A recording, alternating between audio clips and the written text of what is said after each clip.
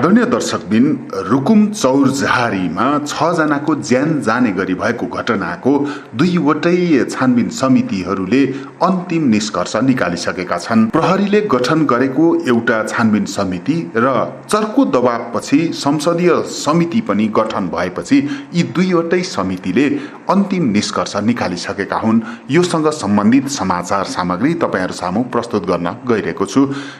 के भने त दुईवटै समितिले अन्तिममा छानबिन गर्नको लागि गठन भएको संसदीय समितिको निष्कर्ष के निस्क्यो, योसँग सम्बन्धित सम्पूर्ण नालीबेली तपाईहरु सामु म प्रस्तुत गर्न गइरहेको छु। जाजरकोट भेरी नगरपालिका 4 राणागाउँका नवराज विक 2 साथी सहित वैशाख 17 गते रुकुम पश्चिमको चौरझारी नगरपालिका 8 सोती पुगे।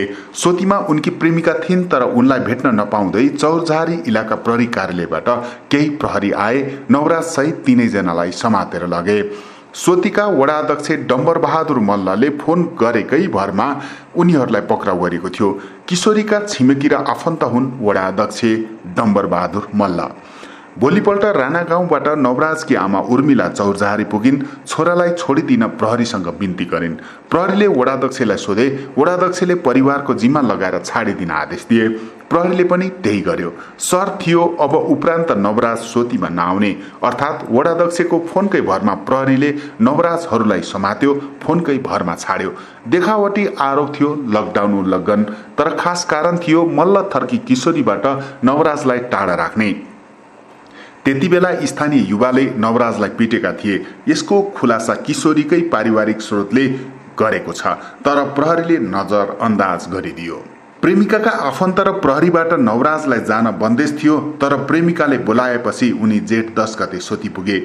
त्यति बेला उनका साथमा अरू 18 साथी थिए। प्रेमिका ल्याउन त पाएनन् नै।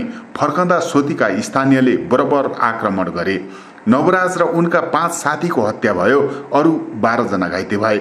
यो पाशविक घटनाको बीजारोपण त्यही वैशाख 17 मा भएको थियो, जुन दिन प्रहरीले औपचारिक जाहेरी बिनै नवराजलाई एक रात थुनेको थियो। जसरी त्यति बेला वडाध्यक्षको लकडाउन उल्लङ्घनको झुटो आरोपलाई पत्याउँदै प्रहरीले नवराजलाई पक्रेको थियो, करिब उही शैलीमा जेठ 10 गते पनि प्रहरी घटनास्थल पुगेको देखिन्छ। त्यो दिन पनि वडाध्यक्षले नै भेरीका केटा आएर लकडाउन उल्लङ्घन गरे, होहल्ला गरे भनेर फोन गरेका थिए। प्रहरी पहिले सोतीतिर लम्क्यो, पछि भेरीको किनारतिर, जहाँ चारैतिर गाउँलेले घेरा हालेर नवराजका साथीहरूलाई भक्कुमार कुटिरहेका थिए। यो घटना र त्यसपछि प्रहरीको रवैयाको बेली विस्तार लगाउनु पहिले नवराजको समूह केटीको घर पुग्दा के भएको थियो त्यसलाई निहाल्नु आवश्यक छ, जसबाट केटीका परिवारको वडाध्यक्षसँगको अनि वडाध्यक्षको प्रहरीसँगको नेक्सस र प्रहरी कसरी मिसलिड भएको थियो प्रष्ट हुन्छ। घटनाका घाइते सुदीप खड्काका अनुसार नवराजलाई केटीका आफन्तले चिन्ने भएकाले उनले मास्क र टोपी लगाएका थिए र समूहको पछाडि थिए।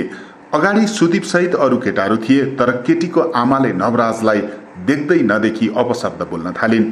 अस्तिको पिटाइले तँलाई पुगेन, आज मरेरै जान्छस्, वडाध्यक्षलाई फोन लगा, सुदीप भन्छन्। त्यसपछि हामीले त्यस्तो होइन आन्टी, हामी काफल खान आएका हौँ भनेर लुरु लुरु हिँडिरह्यौँ। केटीको घर अगाडि 5 सेकेन्ड पनि रोकिएनौँ। करिब आधा घण्टा ओह्रालो झरेर जंगलको ठूलो ढुङ्गामा नवराजको समूह आराम गर्दै थियो। माथिबाट गाउँलेको हुल उनीहरूलाई लखेर्दै आइहाल्यो। सुदीपका अनुसार उनीहरूको हातमा हँसिया, लाठी, चिरपट र ढुङ्गा थियो। मार मार भनेको मात्र याद छ, उनले त्यो पल सम्झिए। त्यहाँबाट दगुरेको करिब 5 मिनटमा उनीहरू निर्माणाधीन मध्य पहाडी लोकमार्गमा आइपुगे। लोकमार्गमा अर्को भिड घरेलु हतियार लिएर उनीहरूलाई ढुकिरहेको थियो। निर्विकल्प भएर सुदीपको समूह भेरीतिर लाग्यो। बाटोबाट 3 मिनट दौडियो भने भेरीको किनारमा पुगिन्छ। माथिदेखि ढुङ्गा वर्षाउँदै आएको भिडले त्यहाँ पनि सबैलाई मरणासन्न हुने गरी पिट्यो। भेरीतिर लाग्दा नवराज सहित 6 जनालाई देखेनौं, उनीहरूलाई घेरा हालेर पहिले मारिएको हुनुपर्छ, उनले सुनाए। त्यो 6 जना नवराजका मिल्ने साथी थिए। मृतक सञ्जीव विक बाहेक सबै पौडी खेल्न सिपालु थिए। सुदीपका अनुसार त्यति बेला 6:15 जति भएको हुँदो उज्यालै थियो। 5 जना भेरी वारी थिए। भेरीको बीचको भङ्गालोमा 2 जना थिए। 5 जना भेरी तरेर जाजरकोट पुगिसकेका थिए।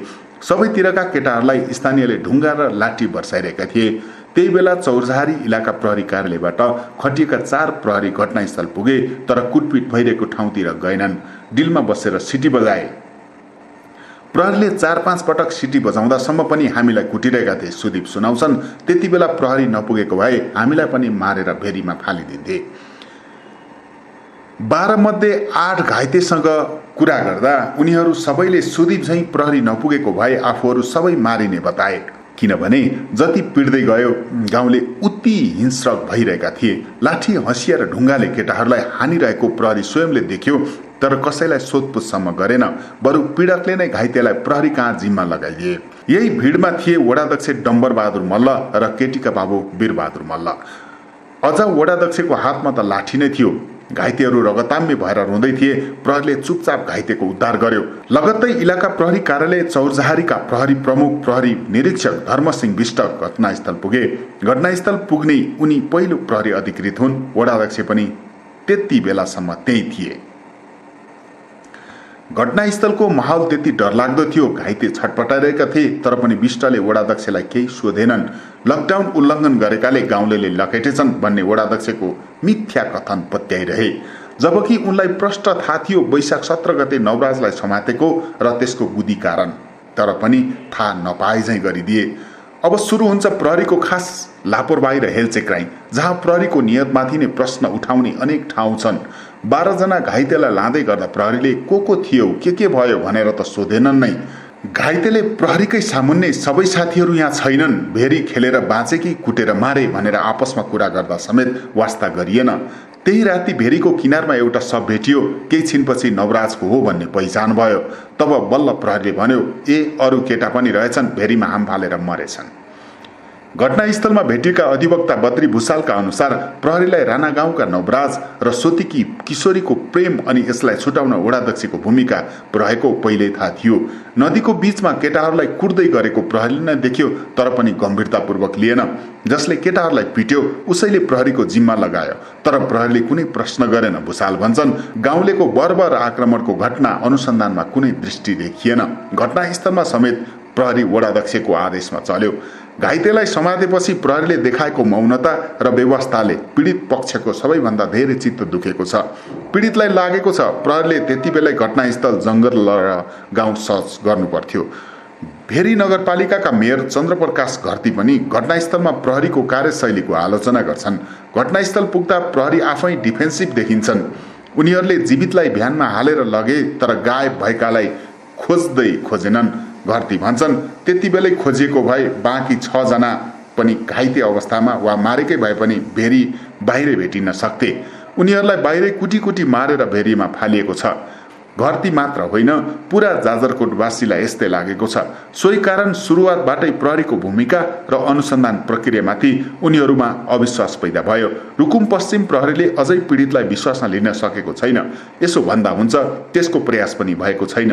नेपाल प्रहरीका पूर्व डीआईजी हेमन्त मल्ल भन्छन्, प्रहरीले गलत नगर्न सक्छ, तर प्रहरीप्रति पीडितलाई शङ्का लाग्न सक्छ। पीडककै पक्षमा छ जस्तो लाग्छ। त्यसैले प्रमाणित भइसकेका तथ्यहरू बाहिर ल्याउनुपर्छ। पारदर्शी अनुसन्धान र संवाद मार्फत पीडितको विश्वास जित्नुपर्छ। यसो गर्दा अदालत पुगेपछि पीडित होस्टाइल हुने सम्भावना घट्ने उनको भनाइ छ। पूर्व डीआईजी मल्लका अनुसार घटनास्थलमा प्रहरी पुगेपछि सबैभन्दा पहिले पीडितलाई जोगाउनुपर्छ। त्यसपछि घटनास्थल सुरक्षित गर्नुपर्छ। घटनामा संलग्नलाई नियन्त्रणमा लिनुपर्छ। भौतिक सबूत बरामद गर्नुपर्छ। सिटी फुकेरै सही प्रहरीले 12 घाइतेलाई बचाएको छ। बाँकी हरेक चरणमा प्रहरी चुक्दै गयो। कतिसम्म भने घाइतेलाई समात्यो, तर घरेलु हतियार बोकेका आक्रमणकारीलाई समातेन। प्रहरी आफै भन्छ, 50-60 जनाले चारैतिर घेरा हालेर घरेलु हतियार प्रयोग गरी आक्रमण गरेका थिए। त्यसो भए आक्रमणमा प्रयोग गरेका ढुङ्गा, लौरो, हँसिया र चिरपटहरू खोइ? साँझ नपर्दै भएको त्यति भयानक घटनाको भौतिक सबूतका नाममा प्रहरीसँग जम्मा 2वटा सिङ्गो लौरो र 2वटा भाँचिएको टुक्रा छ। तर रुकुम पश्चिमका प्रहरी प्रमुख प्रहरी नायब उपरीक्षक ठगबहादुर केसी प्रहरीले आवश्यक र पाएको सूचना अनुसार प्रमाण खोजेको दावी गर्छन्। प्रतिवादीले बयानमा खुलाए अनुसार प्रमाण खोजेका छौँ, हामीले जबरजस्ती हँसिया चिरपट छ भन्न मिल्दैन।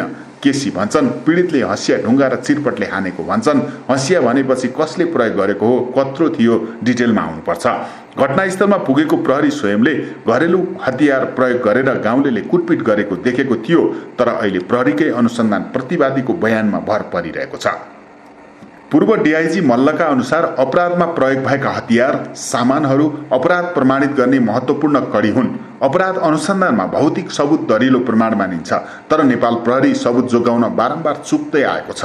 निर्मला पन्त हत्या प्रकरणमा पनि घटनास्थलको संरक्षण नगरेको र सबुत नजोगाएकै कारण प्रहरीको व्यापक आलोचना भएको थियो। यही नियति रुकुम घटनामा दोहोरिएको छ। अधिवक्ता भुसाल भन्छन्, निर्मला हत्याकाण्डमा प्रहरीको विभागले नै प्रमाण नष्ट गरे जस्तो देखिन्थ्यो। रुकुममा चाहिँ प्रहरीको ठूलो मात्राको हेलचेक्राइ र लापरवाही देखिन्छ।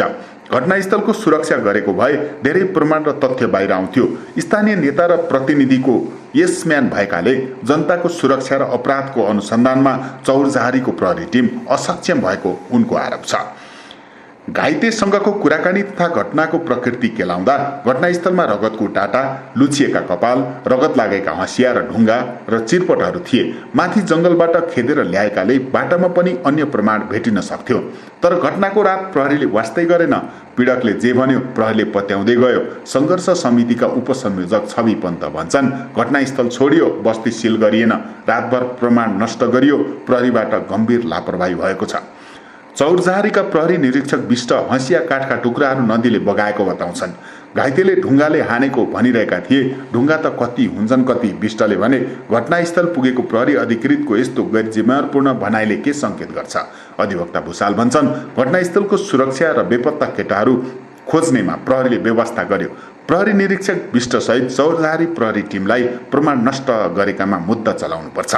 जाजरकोटका दलित अधिकारकर्मी गोपालबहादुर नेपाली पनि चौरजहारीका प्रहरीमाथि अनुसन्धान गर्नुपर्ने बताउँछन्।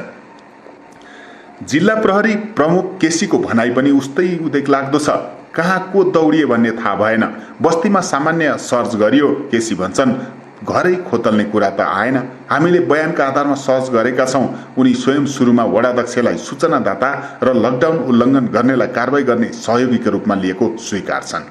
घटनाको पृष्ठभूमि प्रहरीलाई जानकारी नभएको, सूचना स्लो मोसनमा खुल्दै गएको, घटनाको रातभर पानी परेको जस्ता अनेक बहाना छन् केसीसँग। भन्छन्, पहिलो दिन प्रहरीलाई के भयो भन्ने थाहै भएन।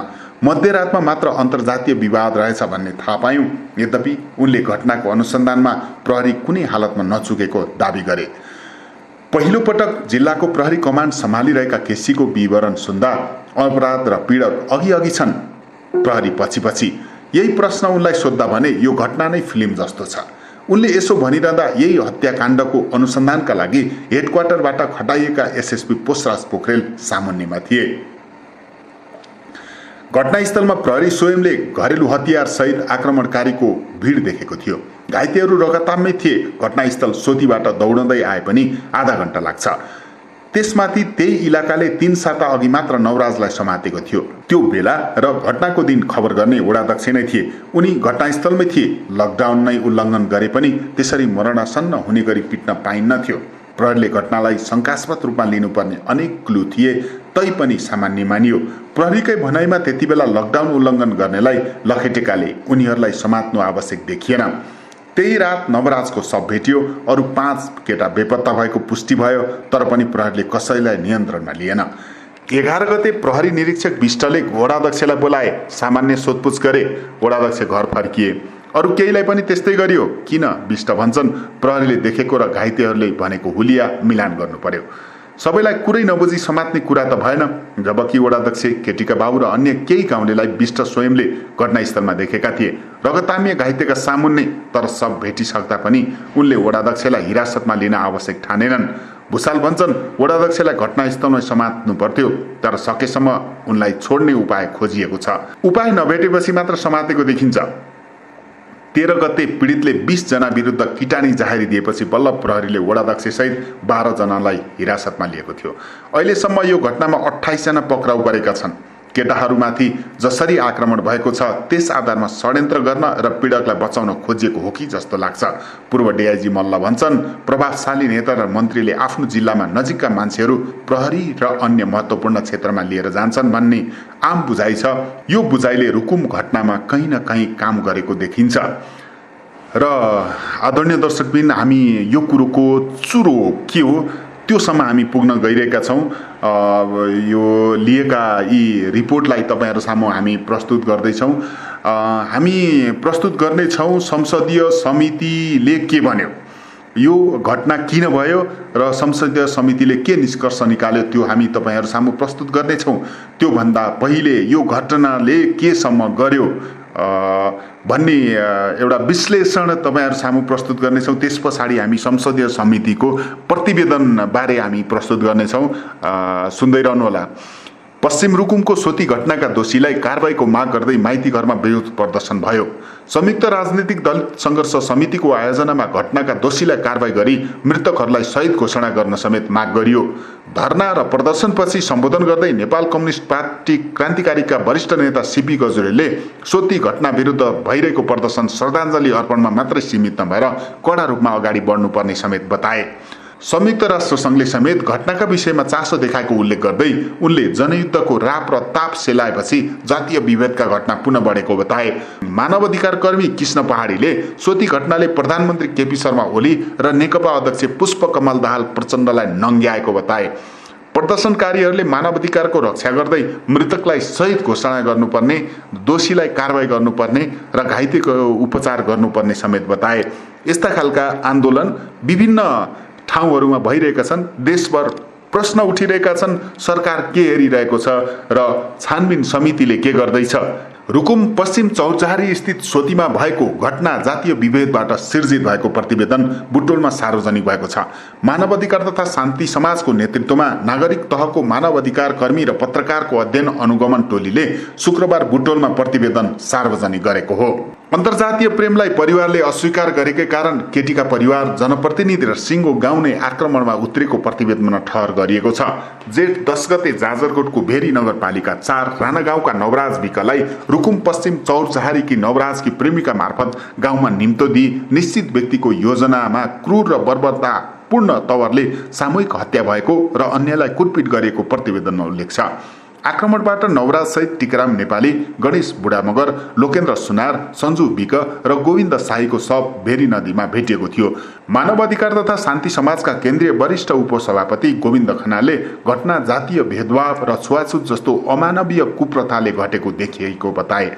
प्रतिवेदनका लागि स्थलगत अध्ययन, अवलोकन र अनुगमनबाट प्रशासन, जनप्रतिनिधि, नागरिक समाज, अधिकारकर्मी, सञ्चारकर्मी बीच घटनाबारे छलफल अन्तर्क्रिया गरेका थिए। उनले भने प्रतिवेदन अनुसार सोती गाउँमा नवराजकी प्रेमिकाको घर नजिक पुगेका युवालाई देख्ने बित्तिकै उनकी आमा प्रकाशी मल्लले जातीय रूपमा अपमान गरी गाली गलौज गरेकी थिइन्। त्यसपछि युवाहरू विनोद मल्लबारे जानकारी लिएर गीत गाउँदै जाजरकोटतर्फ फर्किरहेका बेला घरेलु हतियारसहित ढुङ्गामुढा हान्दै चौतर्फी आक्रमण भएको देखिएको खनालले बताए। प्रत्यक्षदर्शी तथा घाइते सुदीप खड्काका अनुसार ज्यान बचाउने कुनै उपाय नभएपछि भेरीमा 10 जना हाम फालेका थिए। उनले भने नवराज र अन्य 5 जनालाई भेरी किनार नपुग्दै कुटपिट गरेको देखिन्छ। प्रहरी नपुगेको भए आफूहरूलाई पनि भिडले मार्ने घाइतेको भनाइरहेको खनालले बताए। लकडाउन उल्लङ्घन गरेर युवाहरू गाउँ पसेको भन्दै चौरजहारी 8 का वडाध्यक्षले प्रहरीलाई खबर गरेको र घटनास्थलमा आउँदा समेत कुटपिट भइरहेको अध्ययन अनुगमन टोलीको भनाइ छ। स्थानीय प्रत्यक्षदर्शीका अनुसार निहत्था युवामाथि एकोरो कुटपिट भएको थियो। त्यति बेला कुटपिट नगर्न अनुरोध गर्दै चिच्याउँदा पनि गाउँलेहरूले लखेट्न छाडेनन्। युवाहरूले कुनै प्रतिवाद गरेको देखिँदैन। गाउँलेहरू कोही पनि घाइते भएका छैनन्। प्रतिवेदनमा उल्लेख छ, कुनै प्रतिवाद नगरी घर फर्कन बाटो लागिसकेका युवाहरूलाई गाउँमा शान्तिपूर्ण रूपमा छलफल गर्न सक्ने आधार हुँदाहुँदै वडाध्यक्ष जस्तो जिम्मेवार जनप्रतिनिधिको नेतृत्वमा एकतर्फी सांघातिक आक्रमण र हत्या गरी भेरीमा फालेको देखिएको टोलीले जनाएको छ। घटनामा नवराजसँगै गैरदलित समुदायका युवाहरू गोविन्द शाही र गणेश बुढा मगरको समेत क्रूरतापूर्वक हत्या गर्नुमा दलित नवराजलाई साथ दिएको कारण निजहरूलाई पनि कुटपिट गरी हत्या गरेको देखिन्छ। मानवाधिकार कर्मी खनालले भने आक्रमणकारीहरूले एकोरो रूपमा ती युवामाथि धारिला हतियार र तीखा ढुङ्गाले प्रहार गर्दै माथिबाट तल भेरी नदीतर्फ लखेट्दै निर्ममतापूर्वक टाउको मुखमा हानेको थिचेको तथ्यले प्रमाणित गरेको प्रतिवेदनमा भनिएको छ। 6 जना युवाको हत्या हुँदा पनि जनप्रतिनिधि, राजनीतिक दल र सचेत तबका समेत मौन रहनु निकै रहस्यमय देखिएको तत्कालीन संविधान सभा सदस्य तथा राष्ट्रिय दलित पत्रकार सङ्घ नेपालका केन्द्रीय अध्यक्ष विनोद पहाडीले बताए। घटना निकै भयावह र काली लाग्दो भएकाले दोषीहरूलाई मानवता विरुद्धको अपराधका रूपमा कारवाही गर्नुपर्ने उनको भनाइ छ। प्रदेश सरकार, सांसद र जनप्रतिनिधि समेत घटनाप्रति संवेदनशीलता देखाउन चुकेको उनले बताए। अधिवक्ता तथा पत्रकार बालकृष्ण चापागाईले सोती घटना अन्तर्जातीय प्रेमलाई गैर दलित अभिभावकले अस्वीकार गरेकै कारण उत्पन्न भएकोमा कुनै शङ्का नरहेको बताए। कानुनी सर्वोच्चता, विधिको शासन, न्याय र समानता कायम गरी संविधानमा उल्लेखित मौलिक हक कार्यान्वयन गर्न तथा पीडित परिवारलाई न्याय, राहत, क्षतिपूर्ति र घाइतेहरूको उपचारको सम्पूर्ण प्रबन्ध गर्न टोलीले सरकारको ध्यानाकर्षण गराएको छ। उक्त अध्ययन अनुगमन टोलीमा एडभोकेसी फोरमका अधिवक्ता शिव पौडेल, पत्रकार माधव नेपाल, पत्रकार विनोद परियारको सहभागिता थियो। जेठ 23 गतेदेखि 27 गतेसम्म रुकुम पश्चिम र जाजरकोट पुगेर टोलीले पीडित परिवार तथा सरोकारवालासँग भेटघाट गर्नुका साथै तथ्य सूचना सङ्कलन गरेको थियो। यसै सन्दर्भमा पछिल्लो समय सांसदमा व्यापक रूपमा चर्को आलोचना भएपछि संसदीय समिति समेत गठन भएको छ। संसदीय समितिले पनि आफ्नो प्रतिवेदन तयार गरिरहेको जनाएको छ भने उक्त प्रतिवेदन सार्वजनिक हुनासाथ हामी तपाईहरू सामु प्रस्तुत गर्नेछौँ। दर्शकबिन, यो समाचार सामग्री हामीले कान्तिपुर दैनिकबाट प्रस्तुत गरेका हौँ। धन्यवाद।